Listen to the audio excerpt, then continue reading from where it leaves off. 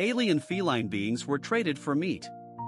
He used his last credits to purchase them. Interstellar black markets were the festering wounds of the galaxy, places where morality was buried in credits drowned out conscience. Captain Jack Harlow knew this all too well, which is exactly why he steered clear of them as if they carried the Andromeda plague.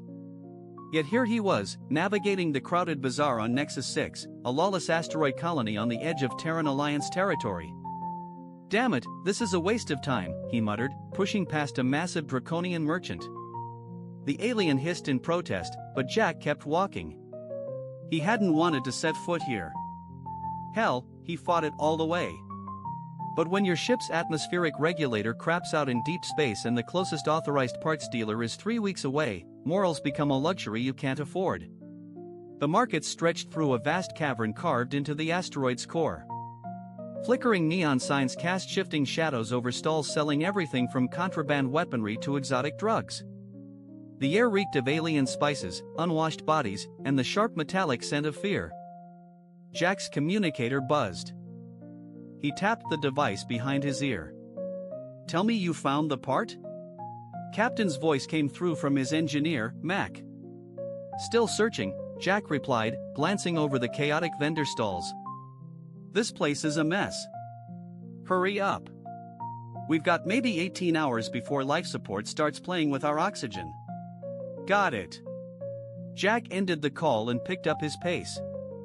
The sooner he found the regulator, the sooner he could get out of this dump. He'd already gone past 3 slave auctions, each one turning his stomach more than the last.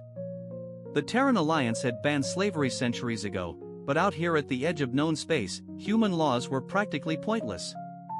Just as he was about to turn down another alley, something caught his eye. A heavy metal cage with a massive lock, tucked away in a shadowy corner.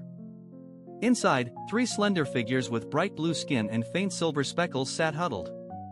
Their large yellow eyes with feline pupils darted nervously around the market. Small, pointed ears atop their heads twitched with every new sound. Jack froze in place. They were Philidians. A rare species from the outer rim. Their bodies were barely covered by simple brown rags that did nothing to hide their delicate features, or the fear etched across their faces. A crude sign hung from the cage. "Prime meat, exotic taste, sold by weight." "Fuck me," Jack whispered, bile rising in his throat. The Felidons were being sold as food. Even in this godforsaken place, that was a new low.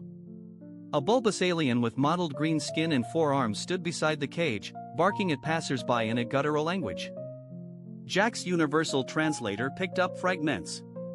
"Tender flesh, rare delicacy. Special price for whole set." One of the Philidians, slightly taller than the others, was striking silver markings across her cheeks, looked directly at Jack. There was no hope in those eyes, just a resignation. Something snapped inside him. Before he could think better of it, Jack was marching toward the cage. The 4-armed merchant turned to him, multiple eyes blinking in rapid succession. Interested in premium meat human, the alien gurgled through a translator. "Very tasty, very tender, special price for you." Jack's hand drifted instinctively toward the blaster at his side, but he hesitated. Starting a gunfight would only get him killed and wouldn't do the Philidians any good. Instead, he asked with a tight voice, "How much?" The merchant named a price that made Jack's eyes go wide. It was nearly all the credits he had, including what he needed for the atmospheric regulator. "Too steep," Jack countered. "They're half-starved, maybe diseased too." The merchant crossed his upper arms defensively. "No disease, top quality from royal bloodlines." Jack spat, "Bullshit. I'll give you half that." What followed was 15 minutes of some of the most aggressive bargaining Jack had ever done. The merchant was stubborn, but Jack was desperate. Not for exotic meat, but to wipe that smug grin off the bastard's face and free those girls from that cage. Finally, they reached a deal. It would cost Jack every credit he had, leaving nothing for the regulator. It was a suicide move, no doubt about it. His ship would be a floating coffin in days. But he went ahead anyway. The merchant unlocked the cage with a series of complicated gestures, and the door swung open with a rusty squeal. "Null, roll: assistant." Avoid eye contact with anyone. As they stepped out of the cage, Jack took off his jacket and threw it over Laura's shoulders. It was way too big for her, but it gave her some semblance of dignity. He wished he had more clothes to spare for the others. "Where are we headed?" Laura asked as they started navigating the market. Jack paused. He had no regulator, no credits, and now 3 refugees relying on him. Their ship's air was thinning, and they were deep inside a black market where aiding slaves could get him killed.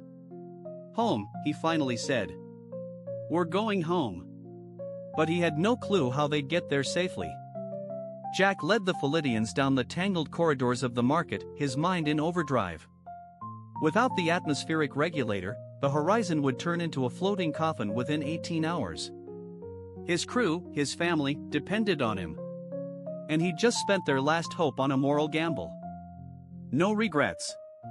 Glancing back at the scared aliens trailing behind him, he knew he'd make the same call again. Still, it didn't fix their immediate problem. "Captain," Laura's sweet voice broke into his thoughts. "You slowed Jack down just enough for the sisters to catch up. We need a part from my ship. Without it, we can't breathe." Elira, the youngest of the 3 with delicate silver patterns like constellations across her shoulders, spoke up. "You spent all credits on us? No credits for a part?" The guild in her voice made Jack's chest tighten. "Don't worry about that. I'll figure something out." They turned a corner, and Jack saw it, the salvage shop he was headed to before his detour. Through the grimy window, he glimpsed the atmospheric regulator sitting on a display shelf, taunting him. "Wait here," he told the sisters, positioning them in a shadowy alcove. "Don't move. Don't talk to anyone. I'll be right back." Mita, silent until now, grabbed his wrist. Her touch was warm, her yellow eyes intense. "Dangerous?" "Everything here's dangerous," Jack admitted, "but I don't have a choice." He approached the shop carefully, calculating angles, exits, and possible witnesses. Jack wasn't a thief, he was a soldier turned traitor. But desperate times called for desperate measures. The shop owner, a hefty Tarion with 4 arms and a constant scowl, barely glanced up as Jack stepped in. "Perfect." Jack strolled casually, eyeing the regulator, acting like he belonged. Just as his fingertips brushed the device, a broad hand shot out, gripping his shoulder. "Not for touching," the Tarion growled. "For buying," Jack forced a smile. "How much?" The price, the name, it was astronomical. Triple what it should be. "Look," Jack started, "I'm in a tight spot." "Not my problem," the Tarion cut him off. "Pay or leave?" Jack's hand crept toward his blaster. "One shot, grab the part, run like crazy." A commotion outside caught their attention. Jack's stomach sank as he saw the four-armed merchant from earlier, waving wildly while talking to security. The Philidians were gone. "Damn," Jack muttered, dropping the subtlety. He shoved the Tarion aside, snatched the regulator, and sprinted for the exit. Alarms blared as he burst into the hall. Security drones dropped from hidden panels in the ceiling, locking onto him. "Stop thief," the Tarion roared. Jack ducked into a side corridor, clutching the regulator to his chest. His goal was to find the Philidians and return to the horizon quickly. Suddenly, a slender blue hand shot out from a ventilation shaft, catching him off guard. Laura's face appeared in the opening, whispering urgently, "In here. Quick!" Without hesitation, Jack squeezed into the tight space, finding himself in close quarters with all 3 sisters. Their bodies pressed against him in the confined tunnel, warm and trembling with adrenaline. "How did you?" "We're good climbers," she breathlessly explained, her breath hot against his neck. "Good hiders too." Elira added, "Market security's looking for blue females. Meet the seller, he's furious." Jack knotted his brow.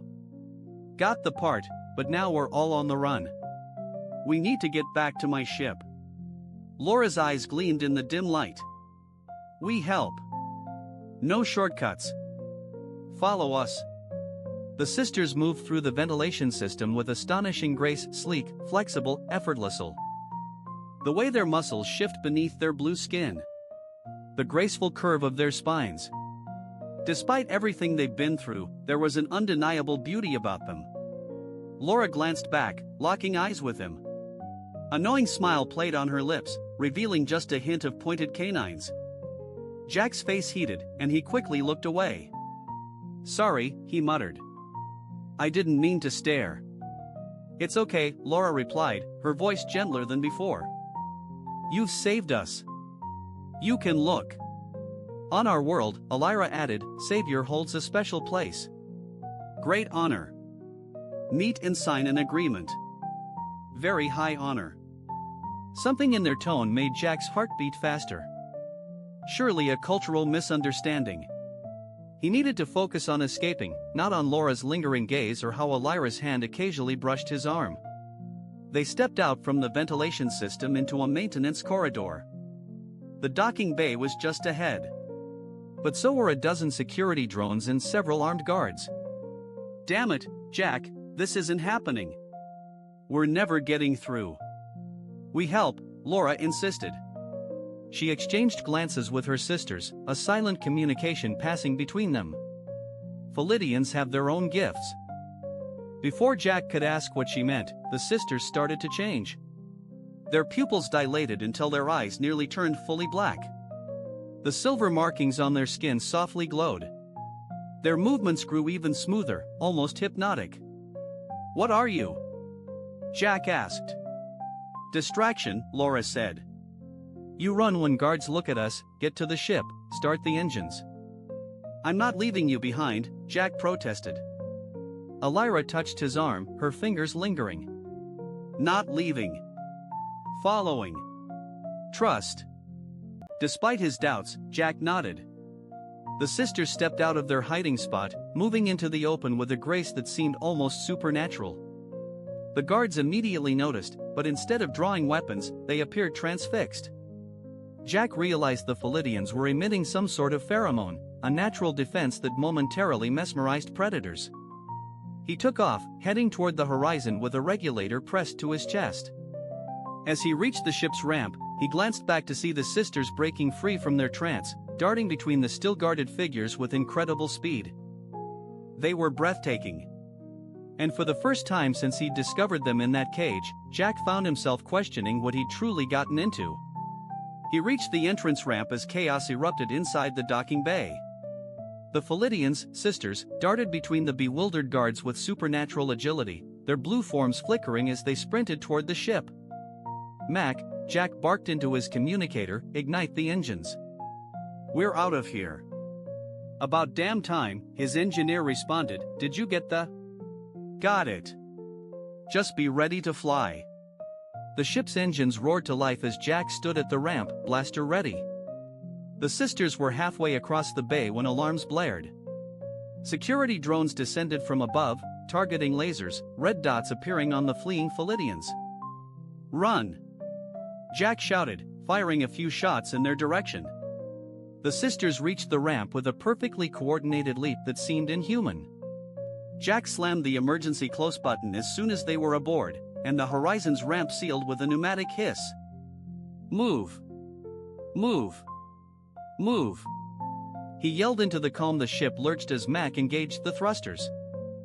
Through the viewport, Jack watched as the docking clamp strained before finally snapping under the force of their unauthorized departure.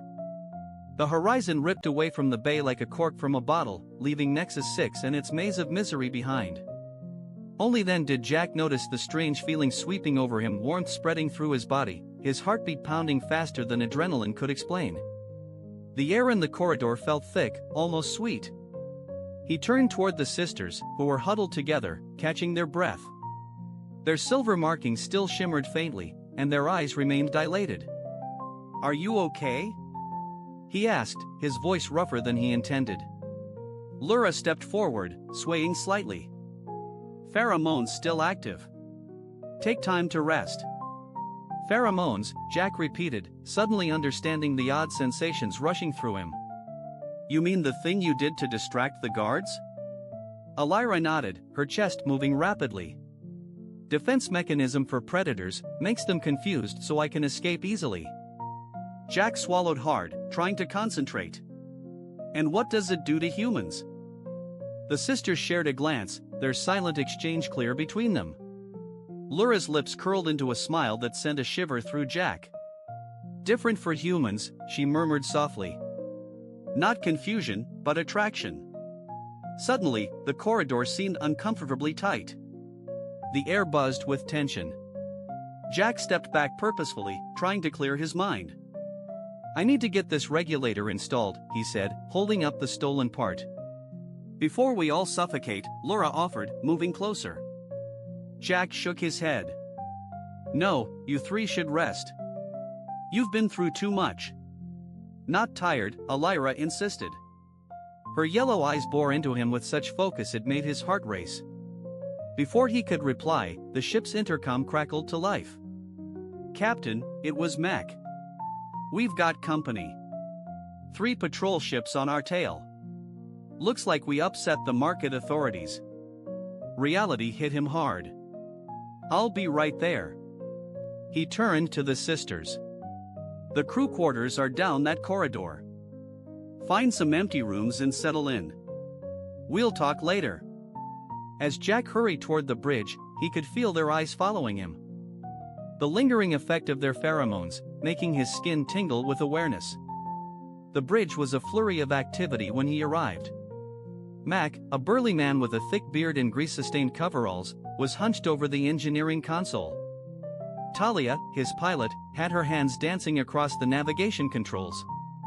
What the hell did you do down there, Captain? Talia asked without looking up. Half the station's security forces after us. Long story, Jack replied, tossing the regulator to Mac. Get that installed. Priority 1. And what about them? Talia jerked her head toward the rear of the ship. Refugees, I bought them. You what? Mac looked up from the regulator, eyes wide. They were being sold as meat, Jack said flatly. I wasn't going to leave them there. Talia whistled low. Always the hero, a captain. So that's where our credits went. Can we outrun the patrols? Jack asked, changing the subject. Maybe, Talia replied. But they're gaining. We need a distraction or a miracle. Jack's mind raised. The Horizon was a trading vessel, not a warship. They had minimal weapons and defenses. What they needed was, Captain Laura's voice echoed from the bridge entrance. All 3 sisters stood there, their silver markings gently pulsing. I told you to rest, Jack said, sharper than he meant. We help, Laura insisted. Ship needs energy. We provide. Max snorted. Unless they can turn into batteries, I don't see how. Now, Philidine's channel energy, Elira stepped in. Connect to systems. Boost power. Jack stared at them. You can interface with our ship. Neat nodded. Through touch, brief connection only. Draining. Talia shot Jack a doubtful look. Captain, we don't know anything about them or their abilities. We're out of options, Jack replied. He faced the sisters. What do you need? Access to the engine core, Laura said. Direct contact. Max shook his head. That's the most delicate part of the ship. If they damage it, they won't, Jack said confidently, though the reason couldn't quite be explained. Maybe it was the pheromones clouding his judgment. Or maybe something deeper, an instinctive trust in these beings he'd risked everything to save. The engine room was a cathedral of machinery. I'm feeling strange. Jack nodded, unsure if he could trust his own voice. The pheromones were now influencing all of them, saturating the engine room with an irresistible aura. After a few minutes, the sisters parted their circle, swaying tiredly. Jack hurried forward to steady Laura as she teetered. Her body felt scorching against his. Did it work? She asked breathlessly. Yes, Jack replied, glancing at the screens. We've lost them. Relief washed over the Palladians' faces, quickly replaced by something else, an expression of hunger unrelated to hunger itself. We need rest now, Laura murmured, her lips nearly touching Jack's ear. Need recovery? The hint in her voice was clear. Jack looked at Mac and Talia, both blushing and avoiding each other's gaze. "Install the regulator," Jack ordered Mac. Talia set the course for the Vega outpost. "I'll help our guests settle in." As he led the sisters out of the engine room, Jack realized he was crossing a line. But with their pheromones clouding his judgment and their grateful eyes fixed on him, it was getting harder to remember why that line had seemed so significant. The time after their escape blurred for Jack. After helping the exhausted Palladian sisters to their quarters, he spent a while with each of them, offering comfort and forming connections that went beyond simple physical attraction. Their cultural way of expressing gratitude and bonding was nothing like he'd ever come across with human women, straightforward, unapologetic, and deeply spiritual. When Jack finally stepped out of Laura's quarters the next morning, he found his first officer, Commander Rex Donovan, waiting in the hall with arms crossed and a stormy look on his face. "We need to talk," Rex said flatly. Jack adjusted his rumpled uniform. "Can it wait? I need to check our course to Vega. That's part of what we need to discuss." Rex nodded toward the briefing room. "Now." Inside, Rex closed the door and faced Jack. "What the hell are you doing?" Jack hesitated, though he knew exactly what Rex was asking. "Those aliens, the Blue Cat women, you've been with them all night." Jack's jaw tightened. "My personal life isn't your business, Commander. It becomes one when it impacts this ship and this crew." Rex leaned in closer. "Those pheromones, they're flooding out. They're messing with your mind, with all our minds. Talia nearly steered us into an asteroid field because she couldn't focus. Max has been in the shower for an hour trying to cool off." "The effects are temporary," Jack said defensively. "Are they? Or is that just what you want to believe?" Rex's tone softened a bit. "Look, I get it. They're exotic, grateful, and they've got some kind of biochemical love potion working for them. But you're not seeing clearly. You don't understand what they've been through, what they were meant for.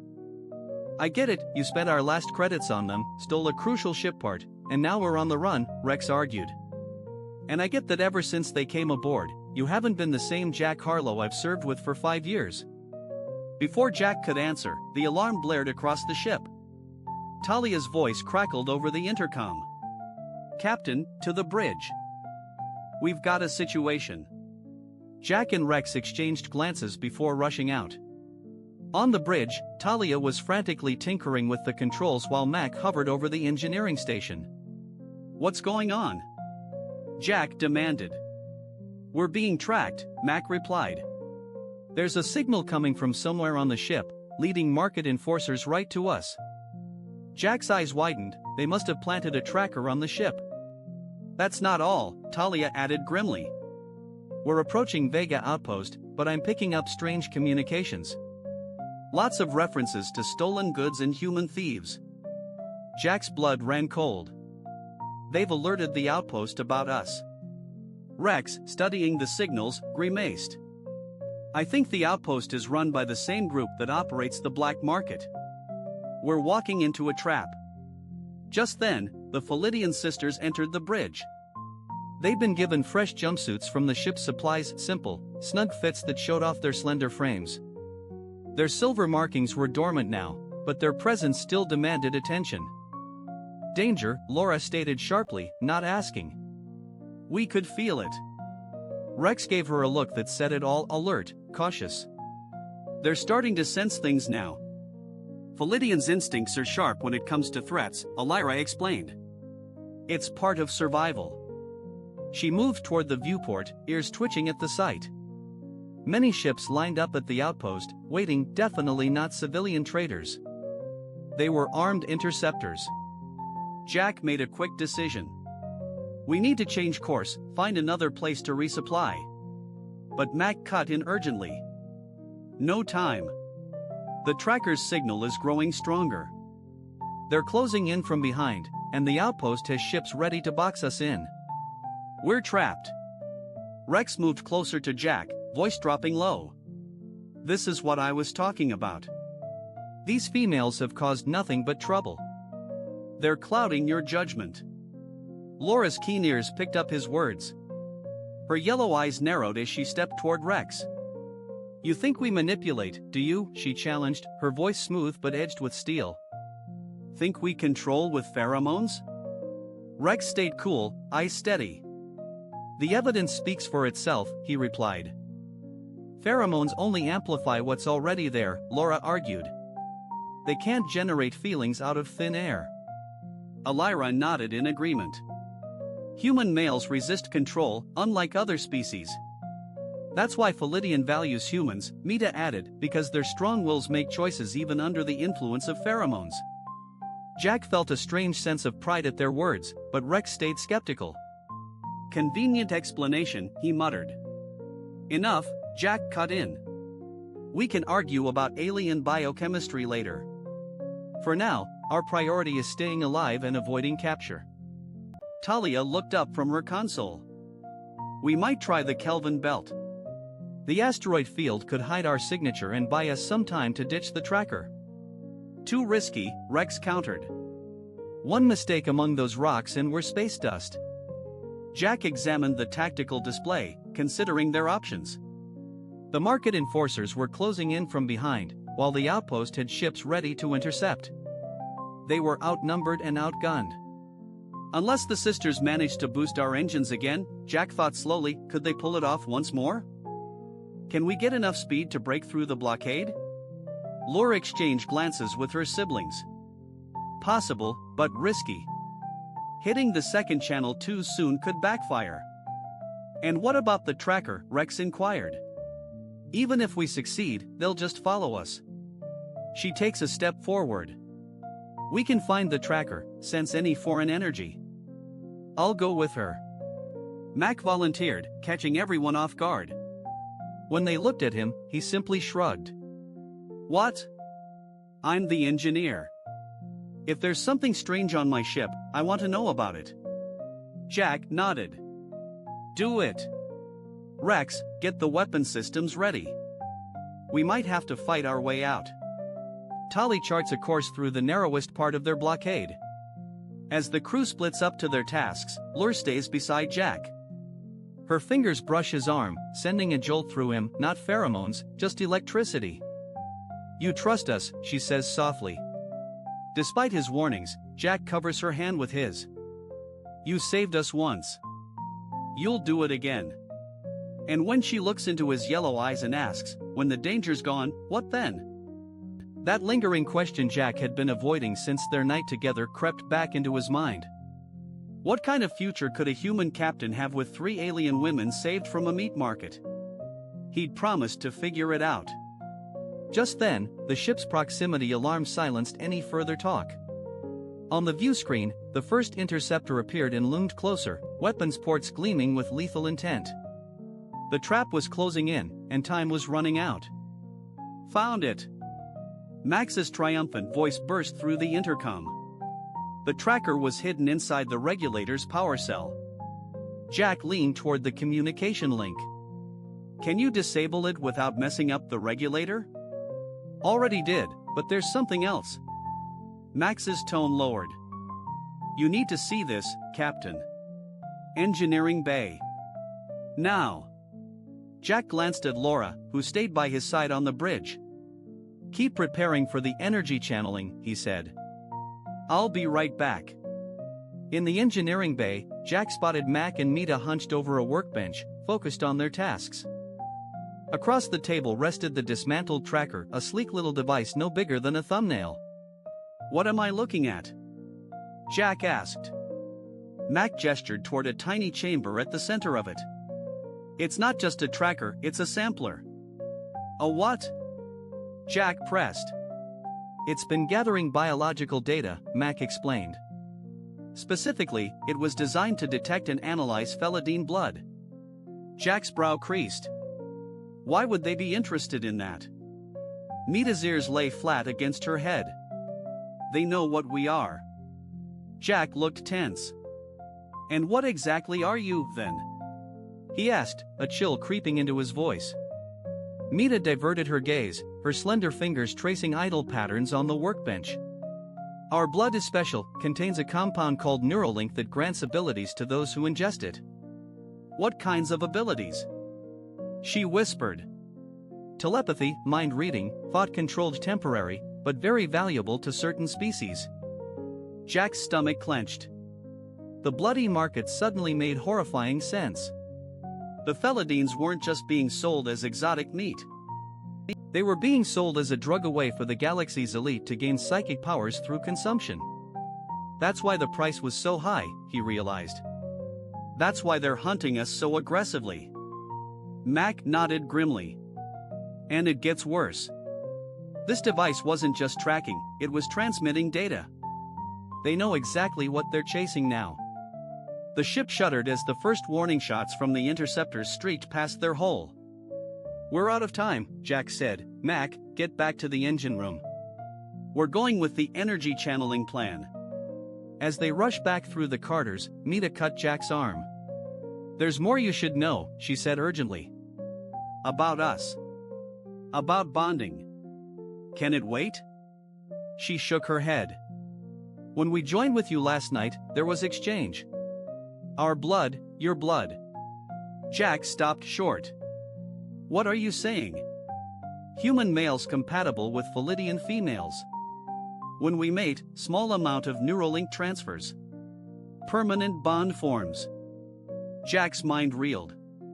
Are you telling me I have this Neuralink compound in me now? A small spark, growing stronger every time someone joined. Her yellow eyes searched his face. You already feel it, right? The connection? Sometimes knowing what we're thinking? Now that she'd said it, Jack had noticed moments of unusual clarity, brief flashes of intuition about what the sisters were feeling or thinking. He chalked it up to their pheromones or maybe his own growing emotional bond. What does this mean for me? For us? It means you've been protecting in ways you don't realize, and I've been protecting too. It means we're truly connected. Family now. Another blast shook the ship, this one closer. The intercom blared with Rex's voice. Captain, we need you on the bridge. They're closing in. Jack and Mita sprinted the rest of the way. Chaos took over on the bridge. The tactical display showed 5 interceptors chasing them, with security vessels from the outposts moving to block their escape. Status, Jack demanded. Shields at 70%, Rex replied.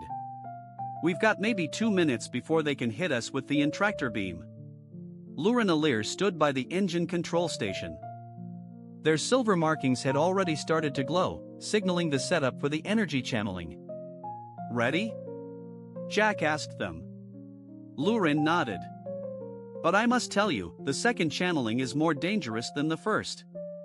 It could cause changes. What kind of changes? Bond will grow stronger. Alir explained. We all will be connected more deeply, sharing thoughts, feelings intensified. Rex shot Jack a warning glance. Captain, if they're right, we don't have many options. Jack interrupted him. It's this or be captured. He directed everyone to plot a course through that gap in their formation. The moment the sisters boost our power, punch it. The Philidians formed their circle, hands joined, and started humming a melodic tune. The effect was even more intense than before. Their silver markings blazed like supernovas, and the ship's engines roared to life with fierce power. Jack suddenly felt a rush of alien sensations flooding into his mind, fragments of the sisters' thoughts and memories washing over him. Their childhood on a vibrant blue planet. Their capture by smugglers, the terror of the cage, and their overwhelming gratitude toward him. But there was more beneath the surface, a deeper insight into their culture and biology. Philidians form lifelong bonds with their mates, sharing a psychic connection that goes beyond physical intimacy. What had transpired between them wasn't casual or purely physical. By their standards, it was a marriage. The horizon surged forward at an impossible speed, threading the needle between 2 interceptors. Explosive gunfire erupted around them, but Talia's skillful piloting and the sisters' empowered abilities carried them through. It's working, Max yelled over the steady calm. We're breaking free.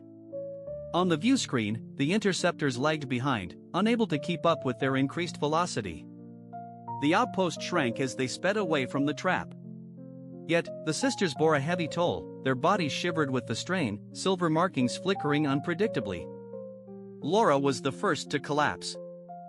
Elira and Mita appeared seconds later, just behind him.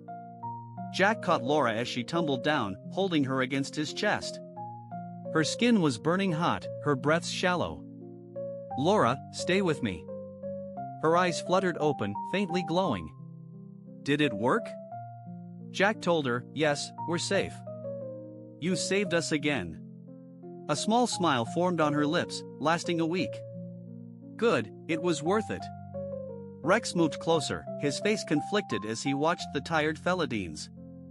"Captain, we're out of immediate danger, but those ships will regroup. And now we understand why they want these females so badly."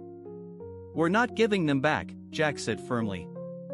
"I wasn't suggesting that," Rex replied. "But we need a plan, somewhere to hide where they won't find us. And we need to figure out exactly what's going on with this blood bond thing." Jack nodded, feeling the strange new link to the sisters pulsing in his mind. It wasn't controlling him, Rex was mistaken about that, but it had altered him in ways he was just beginning to understand. First, they took her to medical, Jack ordered. Then they looked for a quiet spot to lay low while she recovered. As he carried Laura toward the med bay, with Mac and Talia helping Elira and Mita, Jack couldn't shake the feeling that they'd crossed some kind of line.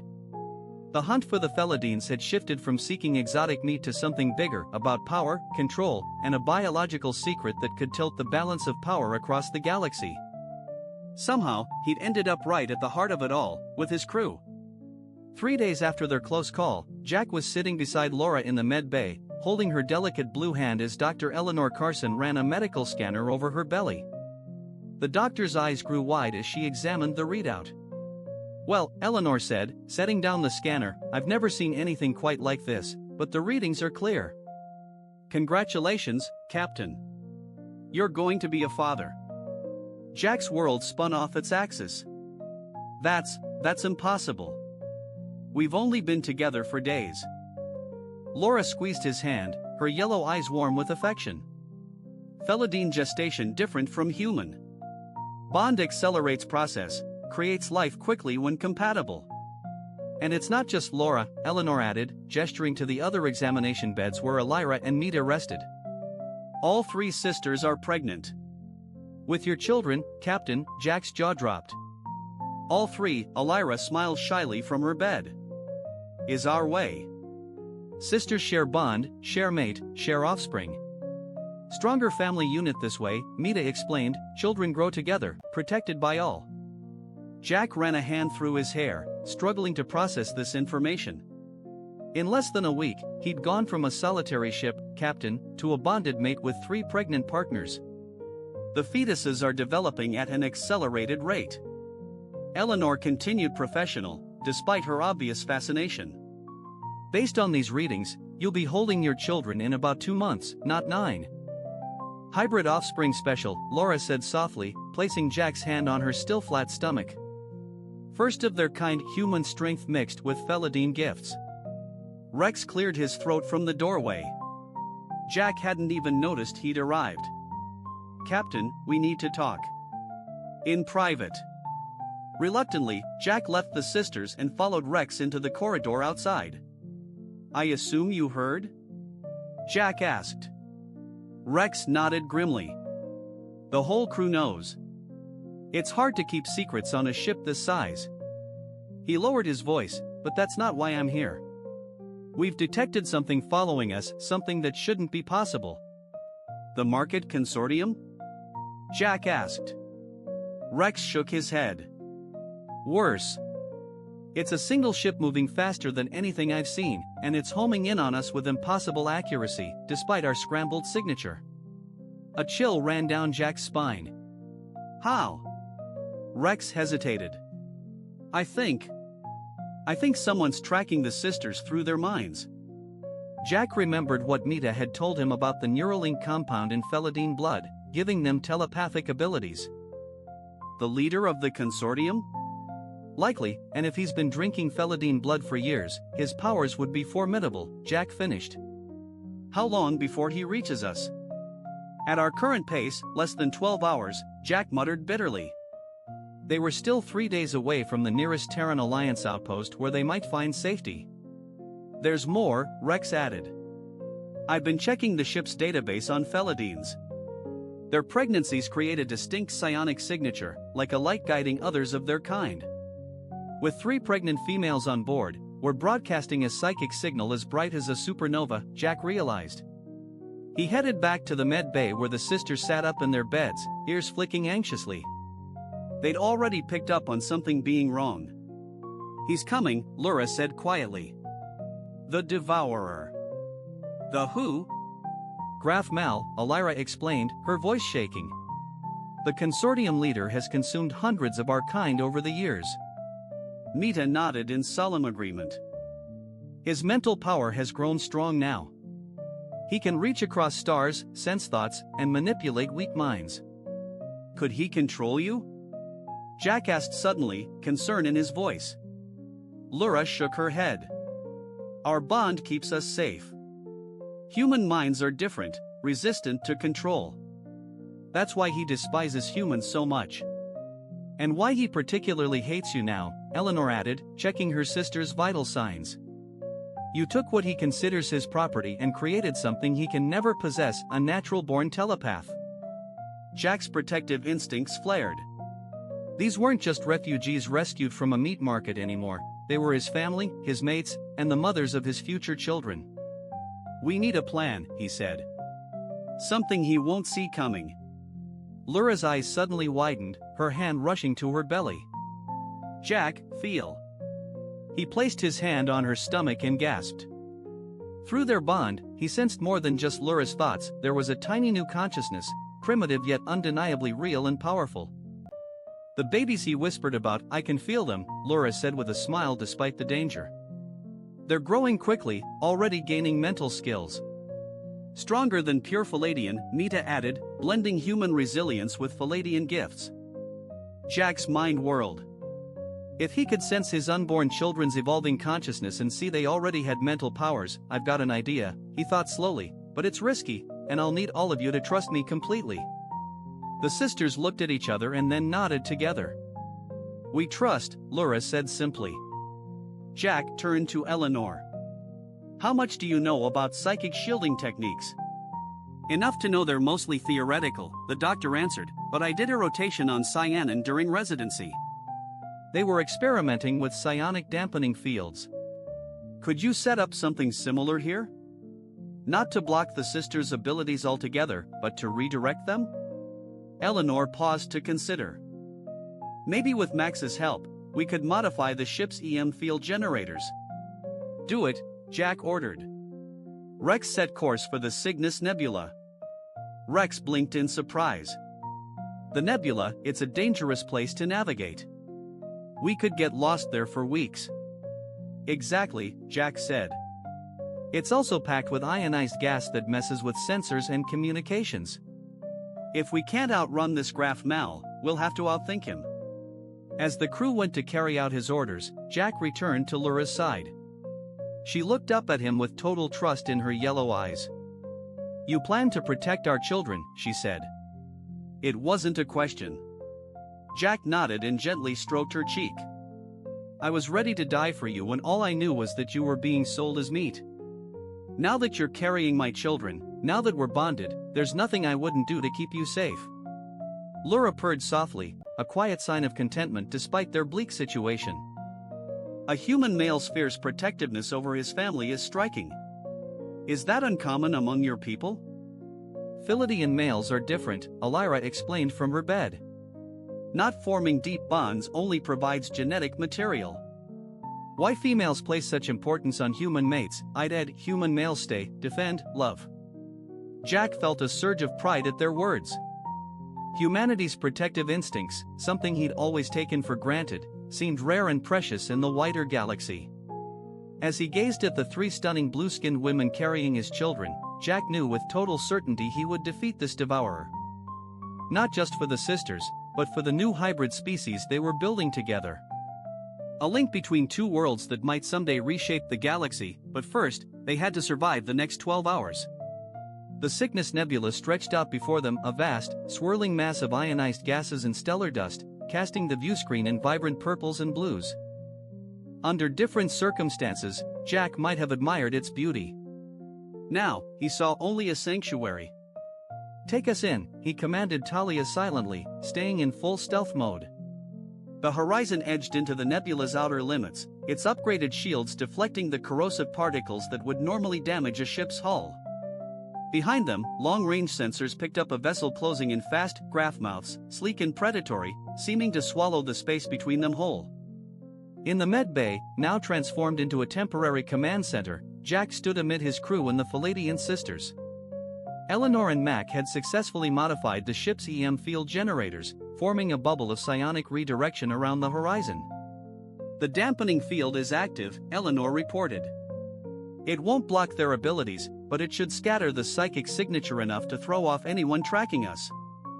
Laura moved toward Jack with a grace that belied her condition. All three sisters now bore clear signs of their pregnancies, their bellies softly rounded beneath their jumpsuits. "There's something we need to tell you," she said, her voice melodic yet serious. "Something we've kept hidden." Jack raised a brow. "More secrets?" "Not from you," Eleanor clarified. "Secret from those who would hunt us." Mita nodded. "We're not ordinary Philidians. We're Triers." "Triers," Rex repeated. "What does that mean?" "Royal bloodline," Laura explained. "Three sisters born simultaneously. Very rare, meant to lead." Jack's thoughts spun. "Your royalty? Real princesses?" "More than princesses," Eleanor added. "We're, how do you say, living keys. Our combined presence activates ancient technology," Mita explained. "It can summon defenders." Jack looked at Rex. "Defenders?" Laura rested her hand on Jack's chest, over his heart. "Hidden fleet, Palladian resistance, fighting for generations, waiting for the Triers to unite and call them." "And you can do that? Just summon this fleet?" "Yes," all three sisters answered together, "but they need a safe place. They need focus." Jack's tactical mind quickly saw the potential. "That's why you're so valuable, not just because of your blood, but because of what you symbolize." "Graf Mal understands this," Laura confirmed. "Wants to consume us, gain our power, control the resistance." The ship shuddered as they moved deeper into the nebula, static crackling across the columns, ionized particles interfering with signals. "Perfect. How long would it take to call these defenders?" Jack asked. "Not long," Laura replied. "But we need a strong broadcast signal. Null, role: assistant. One that Graf Mal can't defeat." The crew scattered to their stations, getting ready for what would probably be the fight of their lives. Jack stayed with the sisters, who looked at him with a mix of hope and worry. "Dangerous plan," Laura whispered. "High risk for us." Jack took her hands. "Not just for you, for our children, for the future."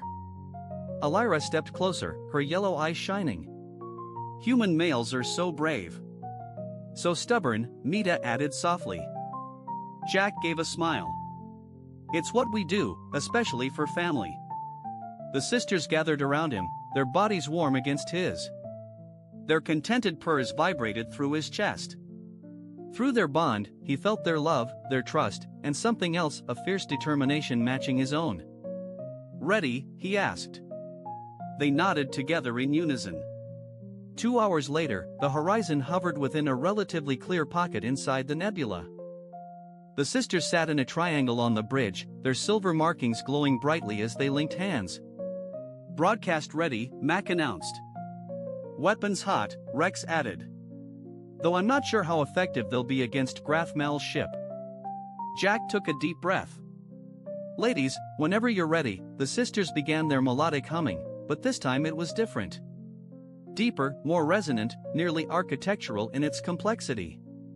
Their silver markings blazed like supernovas, and through his bond with them, Jack felt a wave of power unlike anything he'd known before. "Now, Mac," he said. The broadcast launched. A strong signal pierced the nebula's interference, carrying both the incriminating evidence against the consortium and the Palladian royal summons. Almost immediately, sensors picked up Graf Mal's ship changing course, heading straight for their location. "He took the bait," Tali announced, ETA 3 minutes. "And he's not alone," Rex added grimly. "Two more consortium ships just entered the nebula." Jack had anticipated this. "Hold position, keep broadcasting." The hum of the sisters grew louder. Their bodies now floated a few inches above the deck, held up by some unseen force. Through the viewscreen, Jack watched as the nebula's gases began to swirl in strange, unnatural patterns. "Captain," Taliakal's voice, tense and sharp, "I'm picking up multiple warp signatures at the edge of the nebula." "Quite a few." Rex asked hopefully, "Terran Alliance?" "Negative, configuration unknown. But they're moving quickly." Jack smirked. The Resistance, Graf Mal's ship, burst out of the swirling gases, a huge black vessel packed with weapons. It immediately opened fire, streams of energy tearing through the nebula toward the horizon. "Evasive maneuvers," Jack shouted. Taliak's hands moved quickly over the controls, and the horizon shifted away from the incoming fire. But they couldn't keep up with Graf Mal forever, not in these conditions. Just as a second barrage was about to strike, a flurry of energy torpedoes zipped past and hit Graf Mal's ship. Through the fading energy cloud, Jack saw them, dozens of sleek, blue-hulled vessels with distinctive feline markings slipping into their openings. The Palladian Resistance had arrived. "We're being hailed," Mac reported, voice shocked, "by the Terran Alliance flagship, Intrepid." Jack's jaw dropped. "Put them through." On screen appeared the stern face of Admiral Allison Christensen. "Captain Harlow, your broadcast reached us, and the Alliance is assembling a task force to arrest all consortium members involved in these atrocities." Admiral Jack felt a wave of relief wash over him. "Your timing is spot on. The evidence you've brought is unsettling." Christensen went on. "Violations of several internal species treaties. The Alliance Council is calling an emergency meeting." Her gaze shifted to the Palladian sisters, who had reverted to normal, though their markings still faintly shimmered. "I see the rumors about the Triair's rescue are true." "You knew about them?" Jack asked, surprised. "We've been tracking the consortium's activities for months. There were whispers about royal Palladians being sold on the black market, but nothing definite until your broadcast." On the tactical display, Jack watched Alliance ships and Palladian vessels coordinate their attack on the consortium forces. Graf Mal's ship was already heavily damaged, trying to retreat. "The day I walked past that cage." Jack smiled, looking at his unlikely family. 3 stunning alien women, once destined for slaughter. Now they're mothers to a new species first generation. All because he'd spent his last credits to save them. "Best purchase I ever made," he said, gently kissing Laura as their children played nearby. "The future of 2 worlds, living in perfect harmony." "He's slipping away," Rex observed. "No," Laura replied quietly with certainty. "He's a lunatic." Just then, a massive Palladian ship decloaked right in Graf Mal's path. A single, powerful beam shot out, disabling the consortium leader's engines. "The Devourer is secured," a new voice announced over the calm. A regal Palladian male appeared on screen next to Admiral Christensen. "I am High Commander Thorn of the Palladian Resistance. We owe you a great debt, Captain Harlow." Jack tilted his head. "I was only trying to save innocent lives." "You've done so much more," Thorn responded. "You brought our people back with our Triairs. You've given us hope and heirs to carry on our lineage." 6 months later, Jack stood on the observation deck of New Phalida, a joint human-Palladian colony on a lush moon orbiting a gas giant in Terran Alliance space. Beneath the first settlement taking form, a seamless mix of human and Phaladian architecture, the scene unfolded. Behind him, the door slid open smoothly. Laura stepped inside, clutching a small, blue-skinned baby with Jack's dark hair, a blend of human and Palladian traits. Alira and Mita followed, each holding similar bundles. "The children miss their father," Laura said softly, her yellow eyes filled with warmth. Jack gently took his son from her arms, marveling at the tiny figure who gurgled happily at his presence. Through their bond, he could already feel the child's growing mind, sharp, inquisitive, powerful. The council meeting went smoothly. Elira asked as she switched her daughter to her other arm. Jack nodded. The alliance between humans and Felidians is now official, and Gretmil's trial kicks off next week. And the consortium? Mita asked. Dismantled, the evidence we broadcast shows there are no more meat markets or blood trade. Lura leaned against him, purring softly with contentment. All because you couldn't.